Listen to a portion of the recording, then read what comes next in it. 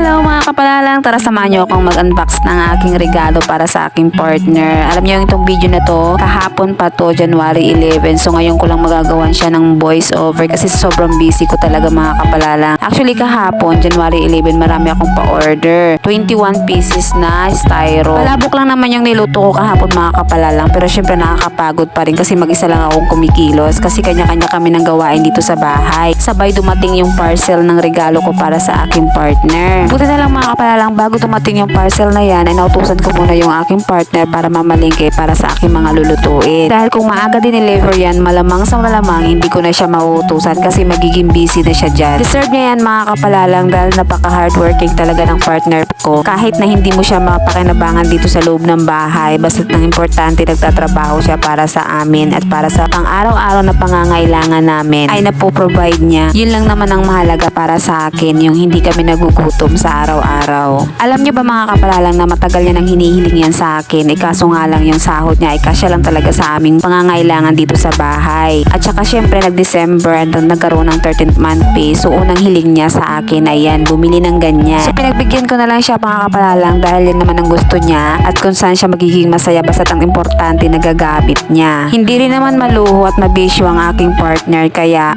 okay lang sa akin na bigyan siya ng ganyan at saka once a year lang naman nangyayari yan. At saka sa tingin ko mga kapalalang walang masamang magbigay ng regalo sa partner natin, lalo na kung yung partner natin isinusurrender lahat ng sahod ni piso, walang tinitira para sa sarili nila. Bihira ko lang marinig sa partner ko na manghihingi sa akin ng pera yan. Kung manghihingi man yan, pinakamalaki niyan 100 pesos, pinakamaliit 20 pesos, o diba? So yun na nga mga kapalalang, minadali na ng partner ko mag-assemble ng upuan niya yan dyan kasi magdi-deliver na siya sa mga pa-order ng aking niluto. Syempre kailangan niyang magsipag kasi binilhan ko siya ng gusto niya. So siya ang magdi-deliver ngayon. Siya na yung namalingke. Siya pa yung magdi-deliver. So yun na nga mga kapalalang, habang gumagawa siya, ginugulo siya ng chikiting na yan. Inabot talaga siya ng isang oras dyan mga kapalalang dahil sa sobrang gulo at ang kulit talaga ng anak niya. So yun na nga mga kapalalang, meron na namang matandang masaya.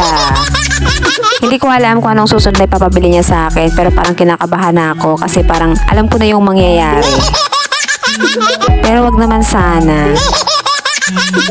So finally mga kapalalang, natapos na rin i-assemble yung gaming chair niya. So yun na nga mga kapalalang, hanggang dito na lang ang aking video. Thank you for watching this video at sana nagustuhan nyo ang mga kwento ng aming buhay. And please don't forget to like and subscribe or follow kayo sa Facebook ng aking partner, and then subscribe nyo na rin yung YouTube channel ko, LG Montañez. Thank you mga kapalalang. Bye bye!